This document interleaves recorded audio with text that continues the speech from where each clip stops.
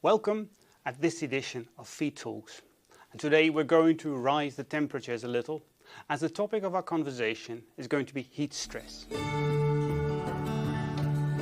My name is Vincent de Beek. I'm editor of Pig Progress, and I'm joined today by Katarzyna Wijma, Global Poultry Nutrition Lead at Vilomix, part of Danish Agro, and by Jørn Munch Madsen, Pig Nutrition Lead at Vilomix.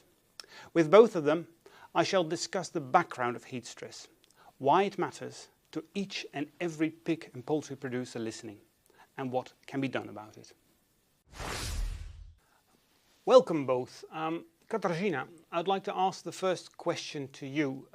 Heat stress is a growing problem all over the world, and that even applies to areas in the world that you wouldn't think of immediately, like Scandinavia or Canada. Could you explain why?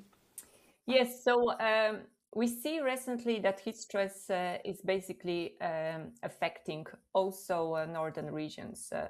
What we also see that global warming is not only rising average temperatures, but also more and more causing frequent and even intense heat waves in places like what you mentioned, Scandinavian countries, where basically animal production has been traditionally designed more for cooler production conditions.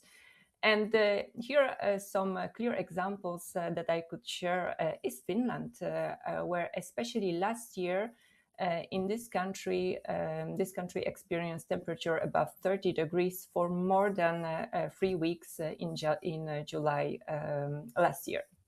So what we see that heat stress becomes really a global challenge for poultry, for animal producers, regardless the geography. Well, that makes sense. Jørn, I'm going to go briefly over to you.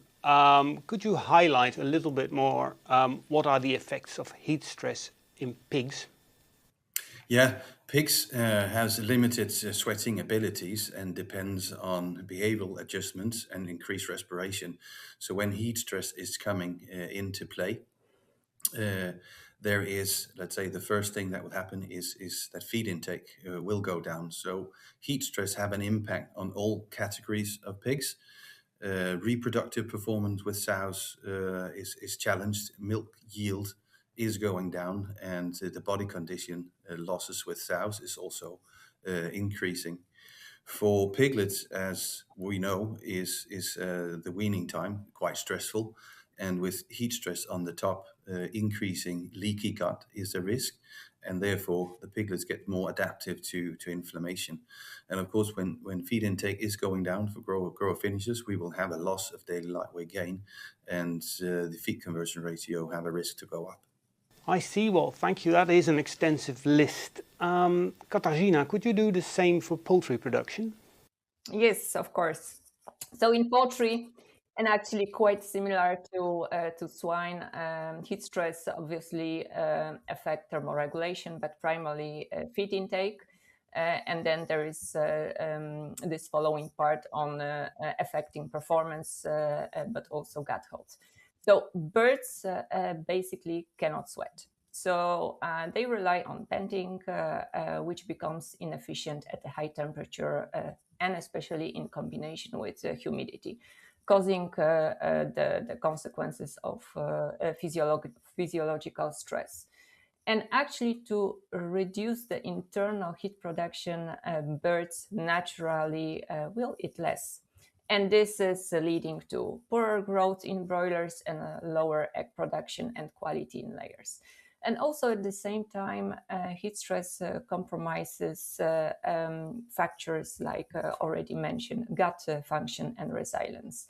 And this is really increasing the risk of performance losses and health challenges. I see, and thank you very much. Jørn, I'm moving over to you again. Could you sum up some solutions that you see that are being used all over the world to keep heat stress under control? I think there is mainly, three major areas, and of course some of it is going on farms. So the management is super important, that you can adjust, for example, feeding times per day with the sows and avoid feeding during the warmest hours during the day.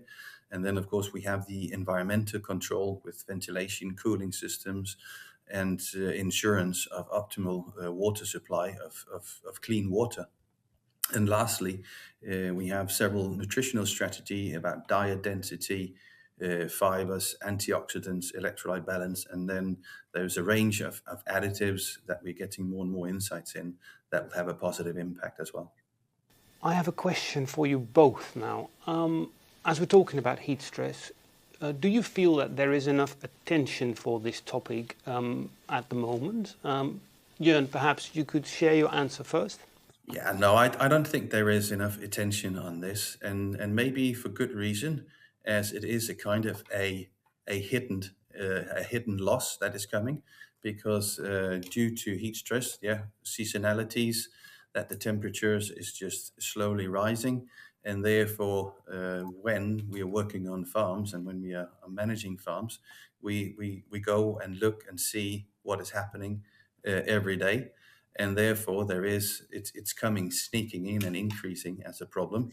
And I also think that because of that, there is a lack of quantification of the economic impact that this is causing. I see.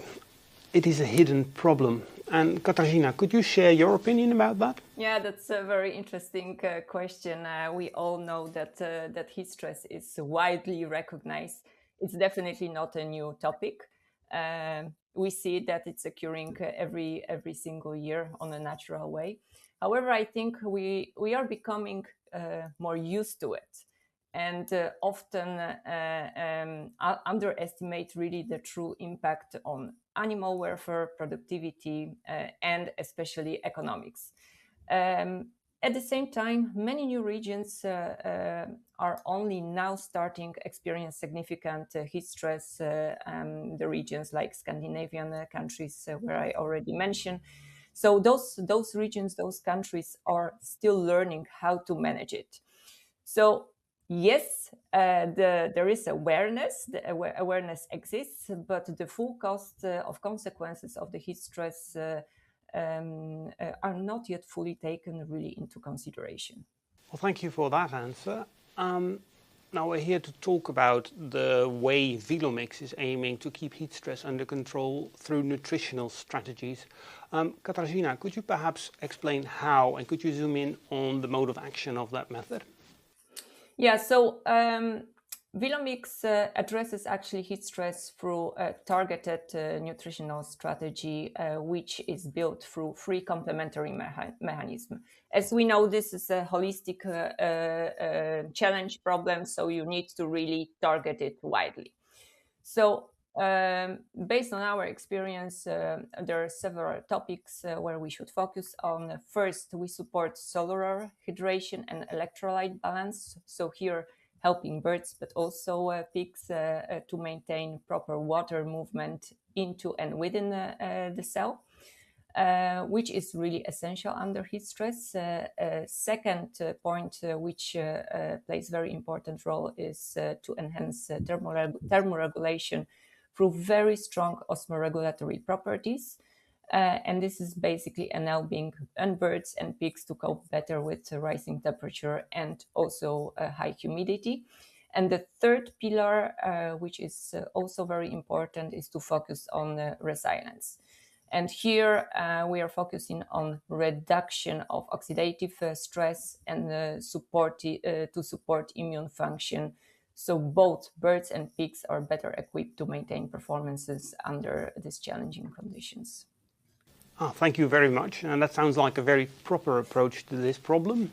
To close off, Jørn, if there would be one thing that you want our viewers to remember of this edition of Feed Talks, what would that be? I think in brief, to keep it very short, we know that heat stress is here. It have a negative impact. So if I should take, let's say, two things, make a quantification of what that impact is costing you, no matter which, let's say, type of animal farm production that you're running.